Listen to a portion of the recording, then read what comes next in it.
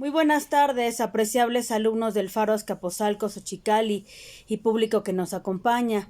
Yo soy la profesora Marisol Recendis, que tengo el honor de impartir el taller de Crónica y Náhuatl en el Faro Azcapotzalco.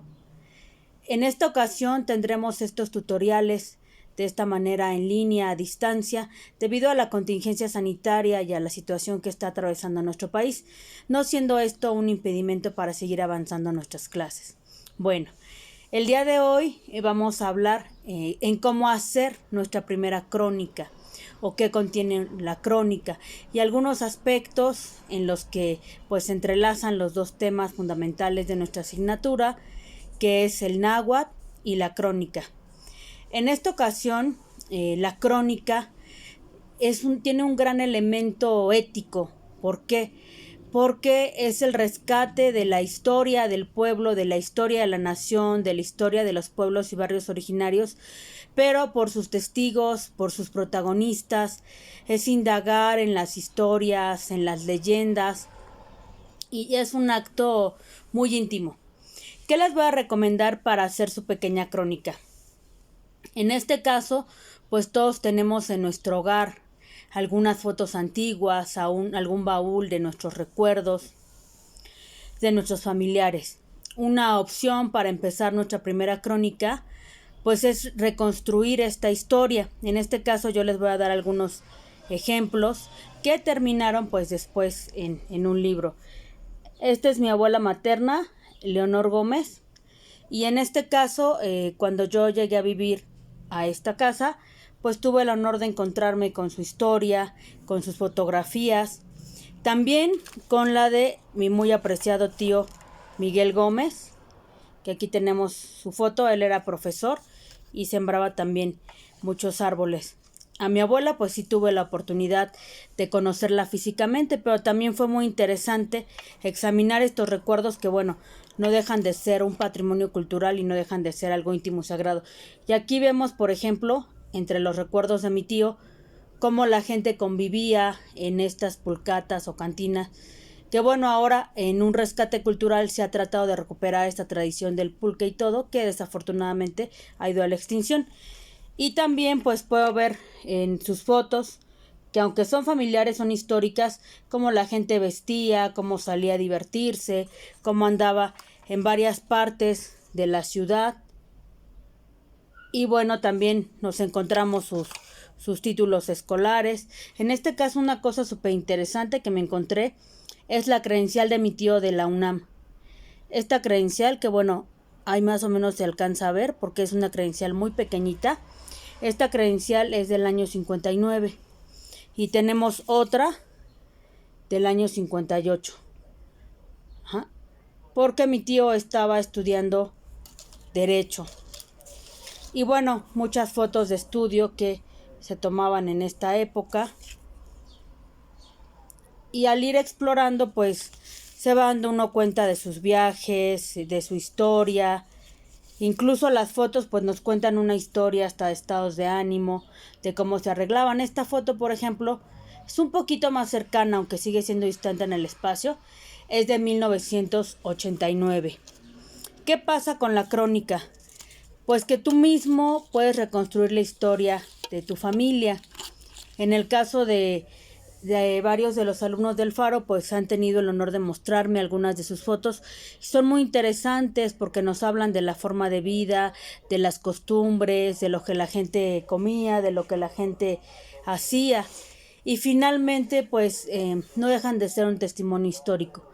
En este caso, tanto mi querida abuela como mi tío vivieron en un lugar denominado un barrio originario. ¿Qué implica que sea un barrio originario? Pues ahí tenemos nuestro nexo con lo que es la lengua náhuatl. Un barrio originario quiere decir que este asentamiento humano existía antes de la llegada de los españoles y que era en este lugar, bueno, se hablaba la lengua náhuatl y tenemos un nombre. Este nombre era un mapa histórico muy interesante donde a veces se hablaban de costumbres, de tradiciones, de oficios o de la geografía del lugar, este topónimo. Y ahora, en este tiempo, para llegar a la comprensión total de este topónimo, tendríamos que construir el glifo o consultar el glifo original, porque recordemos que la escritura de los antiguos mexicanos, de los antiguos nahuas, era ideográfica, iconográfica, que por cierto en la actualidad este tipo de escritura es muy reconocida por la pedagogía, por la cuestión de la imagen, y que era conceptual, simbólica, interpretativa. En este caso, estos barrios identificamos en la actualidad que tienen una traza prehispánica, por eso las calles son muy pequeñas, y también tenemos una gran riqueza arqueológica que se esconde en estos lugares, un gran pasado. En este caso, pues ellos vivían en un lugar llamado Texcolco. ¿Qué significa Texcolco? Sería como el 2 veces espejo de Tezcatlipoca, el espejo de Tezcatlipoca, y que, bueno, aunado a una investigación que se hizo en este libro, tuve el honor de compilar, se encuentran pues muchas piezas arqueológicas y hay una coincidencia en la teoría con el arqueólogo Ricardo Pilón, donde nos dice que efectivamente había un templo dedicado a Tezcatlipoca, también una teoría de su servidora. Entonces estos barrios tienen una tradición, una costumbre maravillosa. Otra de las cosas por las que se le relacionó mucho con Tezcatlipoca es porque había unos cuerpos de agua que eran sumamente protegidos y venerados como una fuente de vida en lo que ahora la economía comunitaria interpretaría como eso, precisamente una economía comunitaria, y que la vida del ser humano pues no tenía un impacto ambiental. Estos barrios estaban llenos de canaletas. En estas canaletas pues se hacían distintos usos, como lo que era la agricultura y el desarrollo de las chinampas.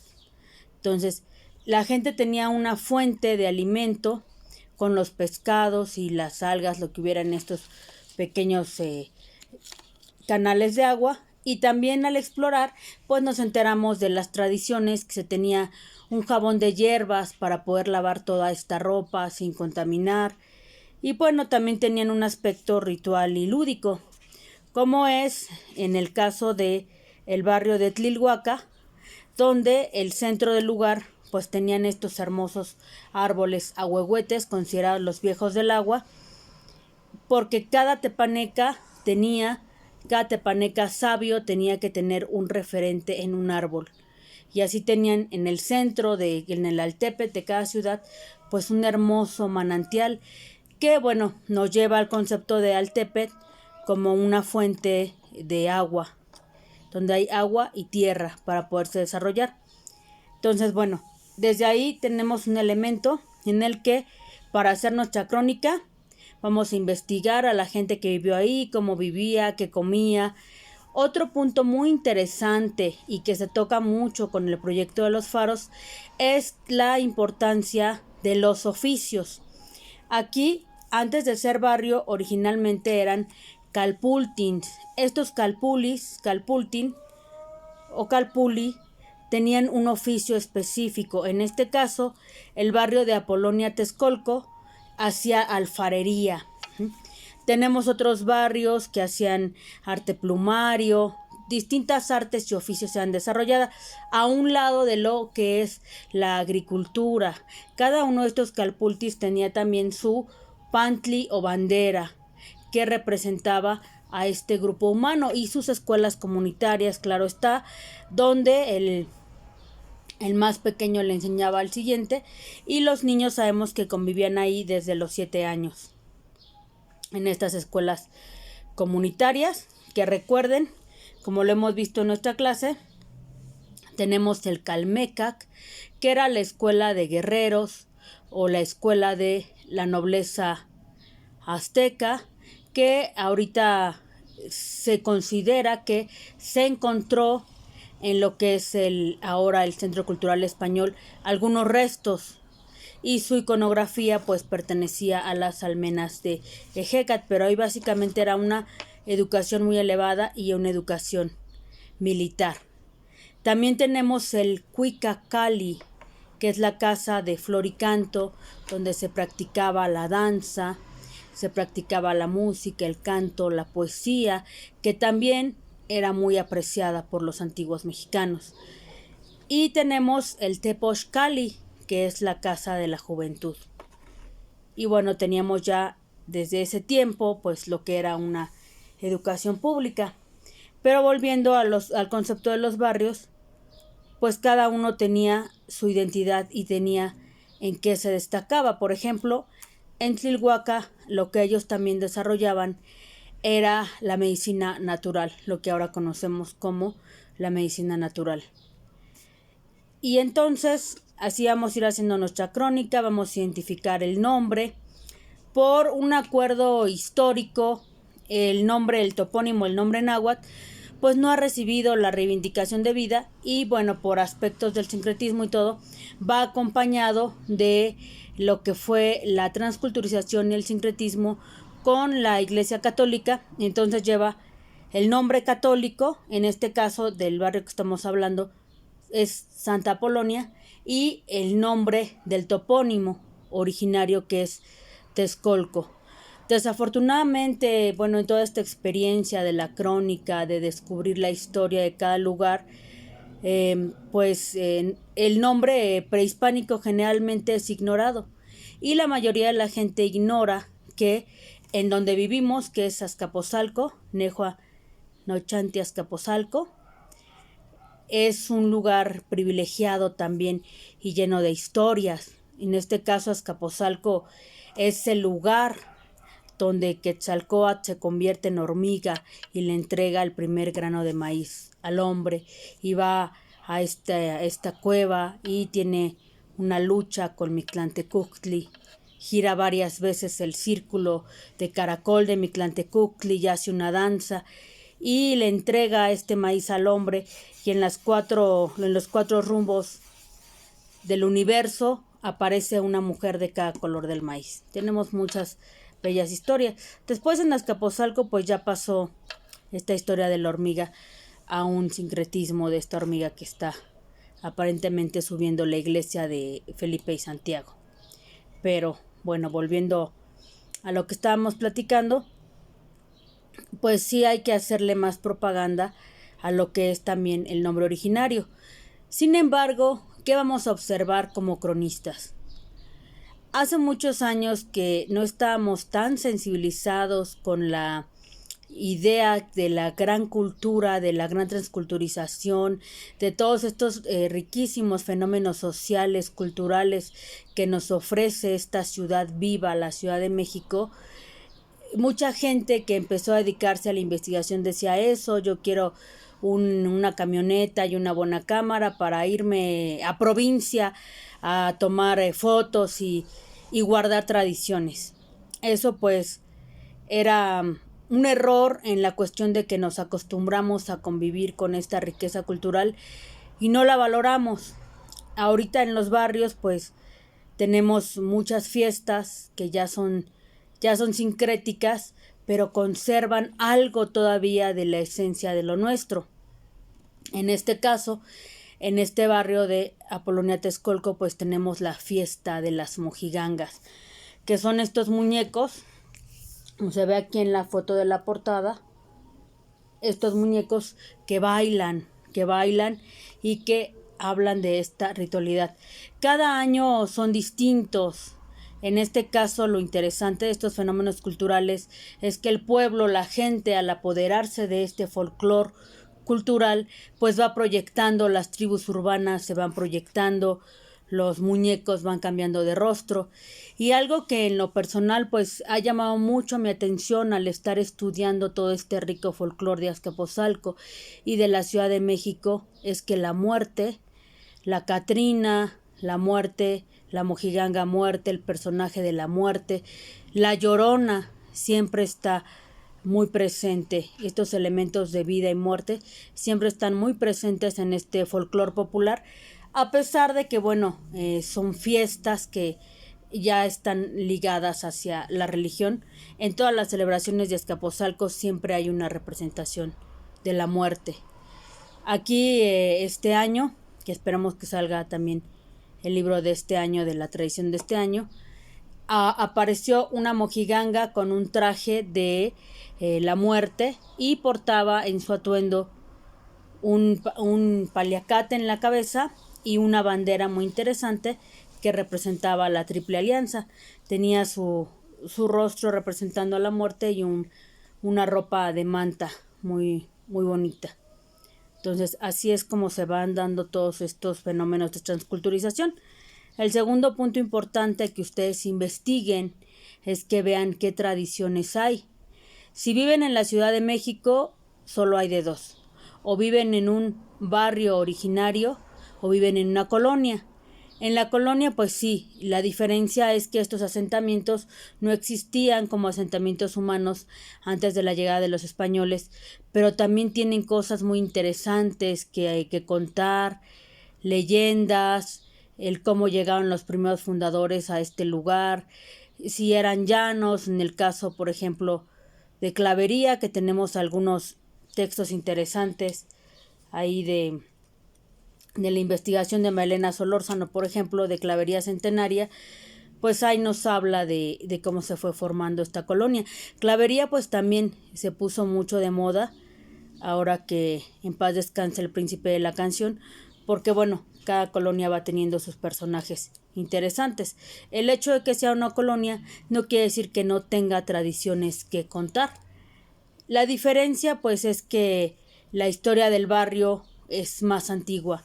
La historia del barrio es ancestral y tenemos que investigar qué idioma hablaban, que generalmente, bueno, es la lengua náhuatl. Aquí también en Azcapotzalco se habló lo que es el ñacñú. Y ahí para el estudio de Azcapotzalco y todo esto, pues también tendríamos que checar el andar de los aztecas, o también llamado la tira de la peregrinación de estas tribus de origen náhuatl que llegaron a poblar lo que es el centro de la cuenca del Valle de México. Entonces hay mucha tela donde cortar. Otro aspecto muy importante que voy a tener yo en mi crónica es que la crónica tiene un estilo libre muy cercano al periodismo. Me voy a basar fundamentalmente en la figura periodística de lo que es la entrevista. Es difícil y se replantean muchas cosas con esta cuestión de la tecnología en estos tiempos del coronavirus, porque en lo personal yo me sentí un poco decepcionada de cómo como humanidad hemos perdido la comunicación, el hablar con la gente que no conocemos, el que a veces subestimamos a la gente por sus oficios. Cometemos algunos errores y estamos acostumbrados como sociedad a dar muchas cosas por hecho. En este caso, como investigadores de la palabra, de la vida, pues tenemos que acercarnos con cierta humildad a todos estos oficios y llevarnos varias sorpresas. ¿Por qué? Porque la crónica tiene muchas vertientes. Una parte muy importante que pueden empezar a narrar del lugar en el que viven es la gastronomía. La gastronomía mexicana pues es algo delicioso y podemos ver la historia, por ejemplo, de quien vende los tacos de carnitas, quien vende la barbacoa, y aprender que todas estas personas pues tienen algo muy interesante que contar, algo nuevo que podemos aprender. Pues ahora la visita y la entrada a las casas pues va a cambiar nuestro modelo de convivencia, pero podemos buscar quizás hacer estas entrevistas telefónicas, hacer estas entrevistas en línea y no detenernos. Y este tiempo en el que han cambiado las cosas, pues reflexionar cuánto no fue valorado por nosotros este folclore popular. Una de las cosas más interesantes que pueden narrar también en las fiestas populares es ver cómo toda esta gente se une a esta celebración y finalmente encuentra elementos de lo que fue su pasado, su interesante pasado. ¿Por qué? Este año que vi la fiesta y que cada año se va reflexionando con intensidad, podemos ver a la gente cómo va caminando de un lado a otro buscando estas peregrinaciones ancestrales, esta necesidad que tenían nuestros abuelos de ir a un lugar a otro buscando una alegría, buscando un conocimiento, se siguen preservando. Aquí también algo muy interesante que todavía tenemos en Azcapotzalco, que este año se hizo aquí en la Colonia Texcoco, en la calle de Querétaro, pues es este palo encebado, que tiene su origen en la tradición del Xocohuetzin, que es esta fiesta de los venerables frutos que antecede las fiestas del reposo o las fiestas del Mictlán. Recuerden que estas fiestas conmemoran a Mictlantecuhtli y Mictlancigua. En este caso, en la fiesta de Xocohuetzin, los niños elegían un árbol especial, lo adornaban hermosamente. En la parte de arriba había la figura de un niño con un ave especial hecha de amaranto y subían a este árbol. El que triunfaba pues era un héroe todo ese año y compartían este amaranto, esta ofrenda o Huentli con sus demás amigos, y era un momento memorable. Ahorita se sigue realizando, aunque bueno, ya no es un árbol, ya es un palo, y arriba pues lleva regalos y todo esto, y ya tiene otras connotaciones de celebración, pero no deja de tener su origen en las celebraciones de lo que es la época prehispánica. Este año para mí fue muy interesante también documentar la fiesta, porque el no estar en comunidad nos priva de todas estas celebraciones. Para mí fue también muy hermoso este año porque tuve la oportunidad de ver a la gente celebrando este folclore de la lucha libre, que fue una experiencia maravillosa, la gente gritando, la emoción, lo lúdico, la celebración y el romper estos límites de la comunicación. Ya veremos con el libro de este año, pero sí, la lucha libre es también un elemento que se ha integrado al folclore popular. Y la gente siguiendo a la música de banda, que honestamente, bueno, a veces son las mismas canciones, pero que van tocando, pero esto no hace que la gente deje de vivir esta celebración que ahora tanto se extraña, que se adueñe de las calles, que se disfrace. Elementos pues muy interesantes que van formando la identidad. Entonces van a observar sus tradiciones, van a observar esa pregunta también de que si vemos un templo o una iglesia, pues generalmente, en la mayoría de los casos, esta piedra formó parte de una teocalli. En este caso, aquí en la Colonia Texcoco, esta teocalli estaba dedicada a Tezcatlipoca. Y estas piedras pues provenían del Cerro del Tenayo, y con esas mismas piedras se hizo la primera iglesia, la iglesia más antigua, que data del siglo XVI, que fue hecha por los dominicos. Y ya saben, bueno, tenemos después la maqueta que hace la gente, y muy ya cercano a nosotros, a los 70, pues la construcción de la nueva iglesia para continuar el culto. Pero hay que empezar a leer esos mapas. Otra de las cosas, pues es eso, aprender a abordar a la gente, a preguntarle de su trabajo, a preguntarle de su vida, buscar en las leyendas. Ese punto de las leyendas es la parte más enriquecedora que podemos encontrar en la crónica. ¿Por qué?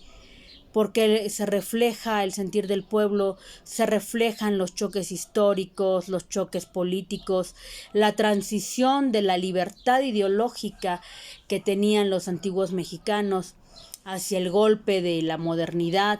Uno de los comentarios que me pareció fascinantes de una gran mujer que vende quesadillas aquí en este barrio es que me dijo: cuando llegamos aquí eran unos llanos y esos llanos todavía llenos de maíz y todo, nos hacían sentir que en la noche se soltaba el mal, que había muchos eventos sobrenaturales. Aquí también pues se escuchó muchísimo de La Llorona. Yo todavía tuve oportunidad de escuchar una vez en la vida ese llanto. No sé si fue una alucinación, pero en la noche aquí la gente se encerraba porque no se escuchaba ningún ruido. Y otra de las leyendas también muy interesantes que ella me contó, que las podemos consultar en este libro, es que me decía que aquí Apolonia es una tierra de tesoros. Azcapotzalco participó mucho de lo que fue la independencia, la revolución y la etapa prehispánica. Fue vital para todas estas etapas de la historia. Y aquí se enterró mucho oro, muchísimo.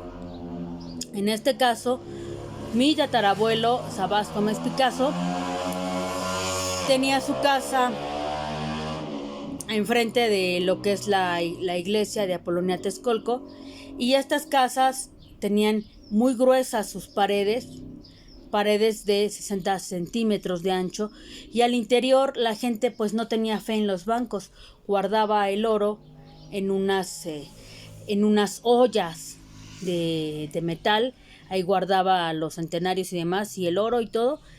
Y tenemos también la leyenda que cuando llegó la destrucción de esta casa para poner espacio al eje y al metro y demás, pues ya los que estaban construyendo no regresaron, porque todos encontraron, al romper las paredes de la casa, encontraron estas ollas repletas de oro. Y lo que me decía esta mujer, muy interesante, es que si eres muy ambicioso, el oro se te vuelve carbón.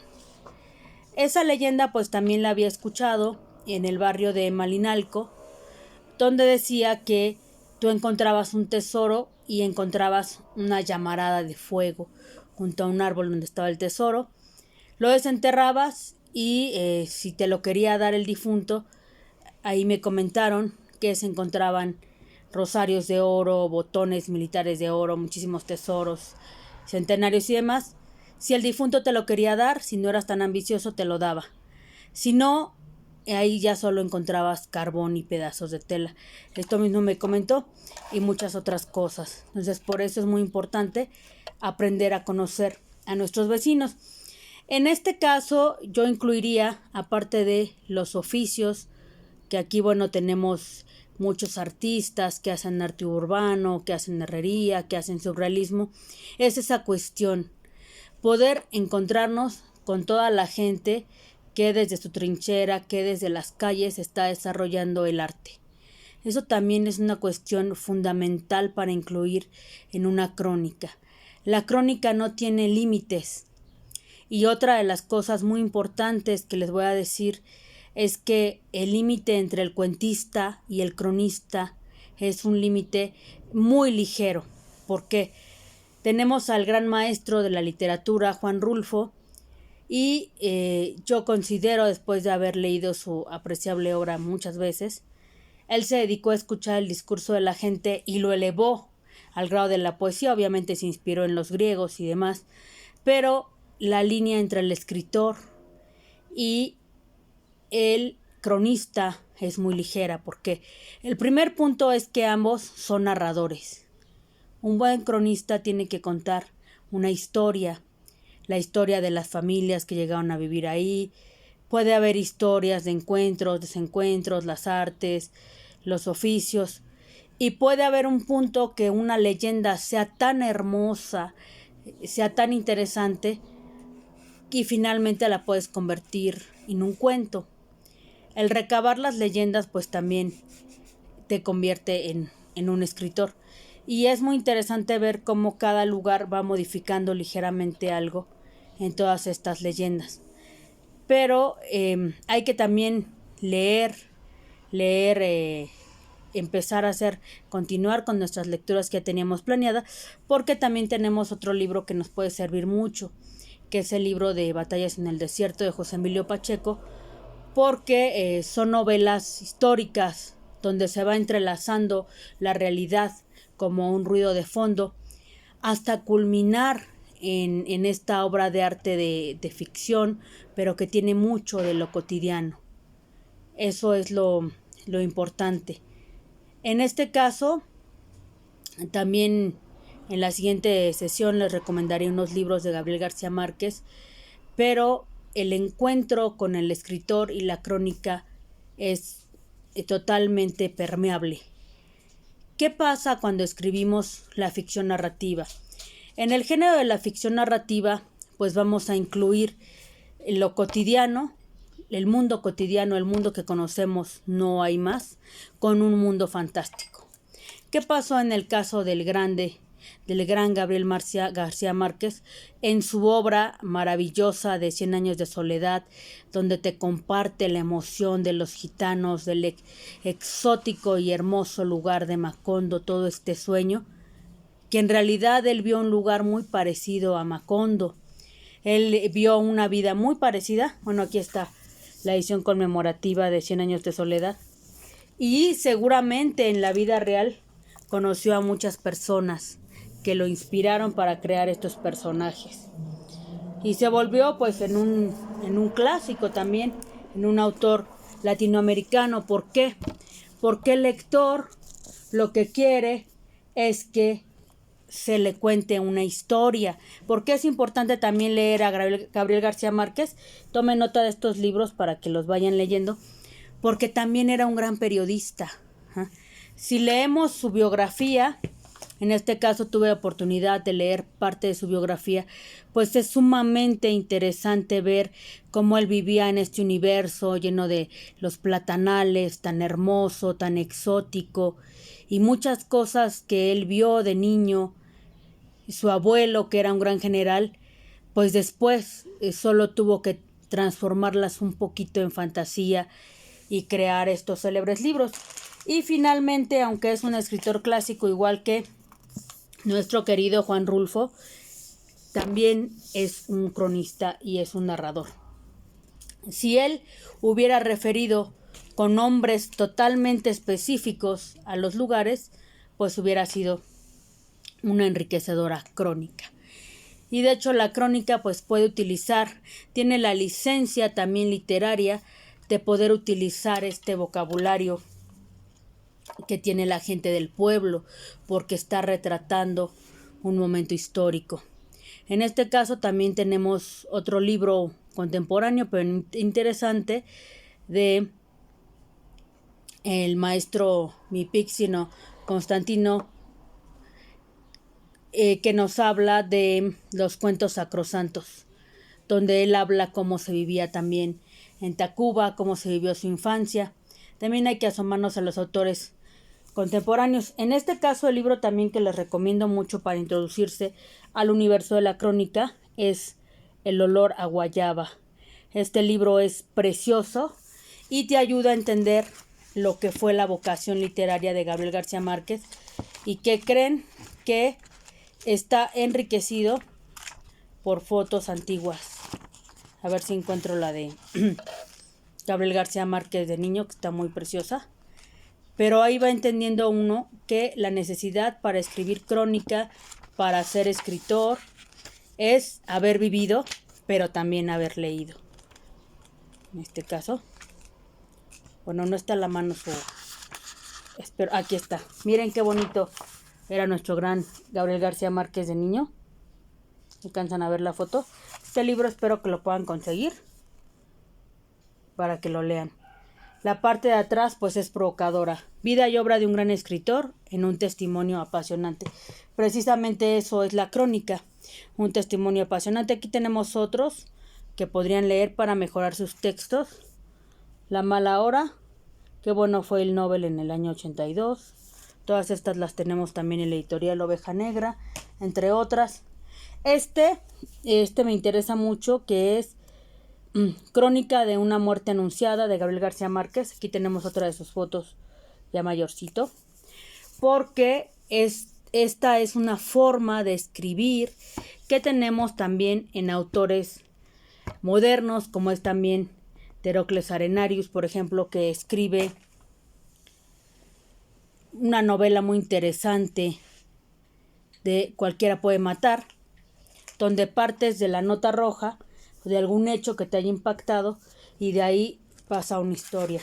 Obviamente pues su lenguaje de Gabriel García Márquez pues es muy selecto, pero... Y aquí tenemos otro del náufrago.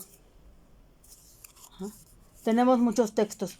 ¿Por qué es importante que yo lea para que yo desarrolle la crónica? porque necesito tener mucha expresión. Obviamente mis primeras crónicas pues se van a ir corrigiendo, en nuestro taller se van a ir revisando. Podemos empezar por el árbol genealógico y podemos ver si nos inclinamos hacia la crónica o si queremos escribir cuento, sin olvidar que nuestra materia principal pues es la realidad, en este caso, y la experiencia con el otro, la conversación, la plática. Otra de las cosas que te sorprende mucho en el trabajo de crónica es que a veces olvidamos que la literatura también es una ciencia, es un arte, pero también es una ciencia. Recordemos que la literatura tiene como función el darnos este disfrute a los sentidos, como si viéramos una grata pintura. Pero también la literatura se vuelve ciencia porque cuando investigas y te das cuenta cómo un hecho es contado de maneras distintas, pero en diferentes bocas, en diferentes labios, llega y confluye hacia una misma historia. Hay veces que te das cuenta cómo la crónica también va siendo un rescate de esta verdad comunitaria, de esta verdad que le pertenece al pueblo. En este caso, la cuestión también importante de lo que te ofrece la crónica es que es una versión alternativa contada por sus protagonistas, en la boca de sus protagonistas. Algo que me fascinó cuando empecé con la crónica es que no hay un compromiso político, no hay un compromiso ideológico, simplemente son los hechos como acontecieron, las tradiciones, la vida de la gente que no te deja de enriquecer a cada momento, qué es lo que las personas hacían con su existencia, cómo vivían, cuáles eran sus expectativas, qué conservamos nosotros todavía de este glorioso pasado que podemos recuperar en estos nombres, en estas tradiciones. Incluso nuestra educación actual pues puede enriquecerse mucho de esta educación prehispánica que fue maravillosa, y este sentido de las fiestas agrícolas. Ahorita pues son grandes lecciones que nos da la existencia. La crónica tampoco tiene incluso un compromiso estilístico. Tú puedes narrar los hechos como tú quieras. Sin embargo, también cuando ya trabajas la crónica en la práctica, honestamente a la gente a la que le des las visitas guiadas, pues le va a interesar más una leyenda, un suceso extraordinario. Hay que aprender a nutrir al que te está escuchando, al que te está leyendo. Recuerden, mis queridos alumnos y público que nos acompañan, que el primer párrafo es fundamental para atrapar o espantar a un lector. Otra de las cuestiones, bueno, también las fotografías, porque también nos afrontamos a que hay una crónica gráfica. Recuperen sus recuerdos, recuperen los recuerdos colectivos de la comunidad.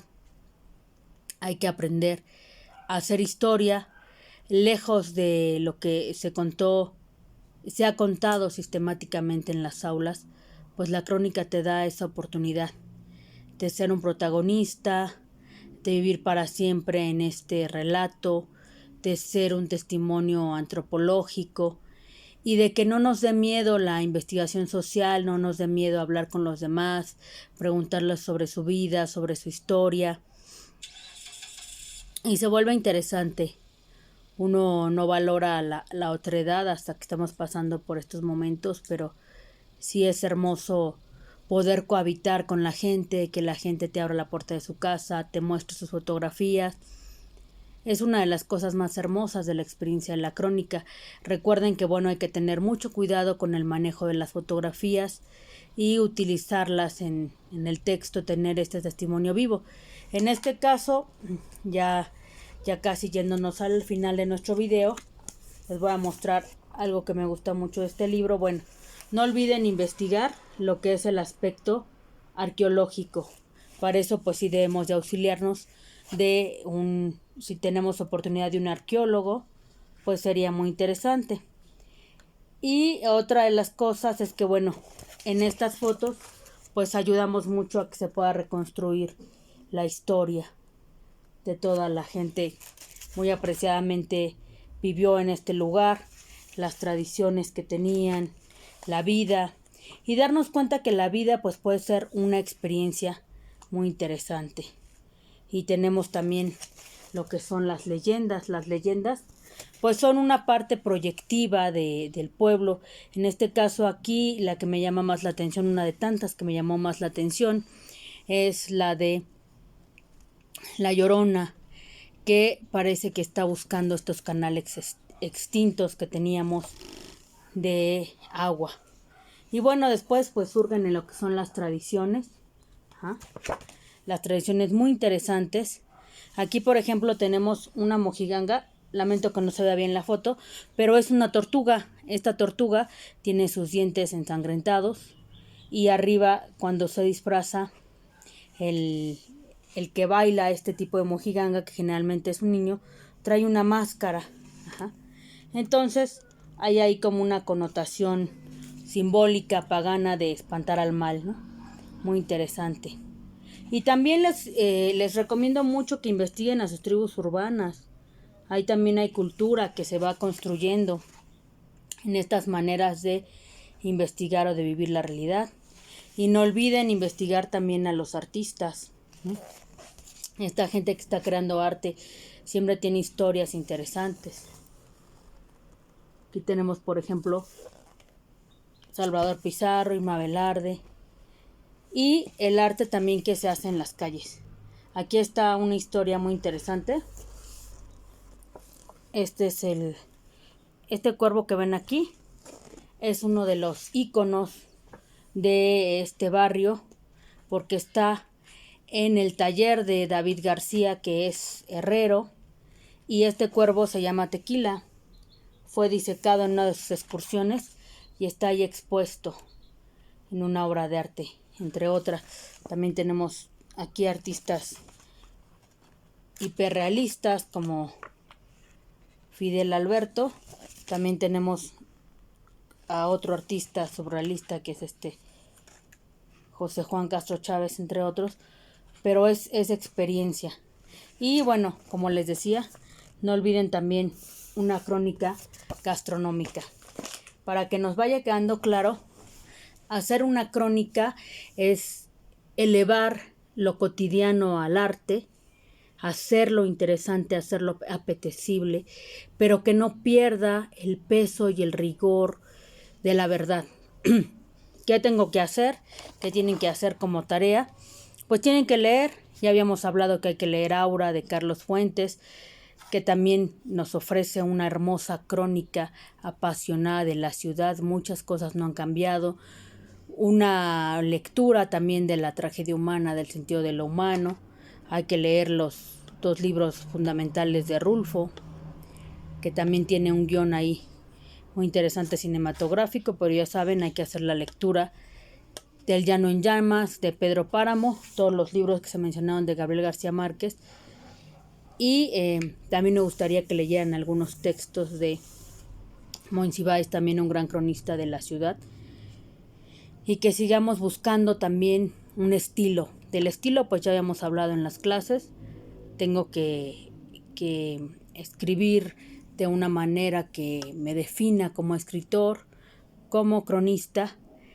Y bueno, el estilo inmediato que uno adquiere es que escribe como habla. Yo no sé si cuando te lo dicen las editoriales es un halago o es un insulto, pero realmente uno va a escribir como se expresa cotidianamente. Hay que buscar, y también se los he comentado, un diccionario, porque la lengua española tiene muchos sinónimos. Y bueno, hay que también tener algunas cuestiones de redacción y todo. Pero lo más importante es organizar, hacer un esquema de qué voy a tener en mi investigación. A lo mejor lo primero que quiero escribir es la crónica de mis abuelos, la crónica de mi vida, o la historia de algún lugar. Lugares importantes también que les recomiendo para que empiecen una crónica, una historia, un cuento: los panteones, la historia de las iglesias, los mercados, los parques, toda esta revalorización de los espacios públicos. Los panteones pues también cuentan una gran historia. y las leyendas. Bueno, pues les agradezco mucho su atención. Espero que esta sesión haya sido de su agrado y no dejen de andar haciendo sus trabajos. Ya saben que me los pueden mandar. Y hay que soltarse también para escribir.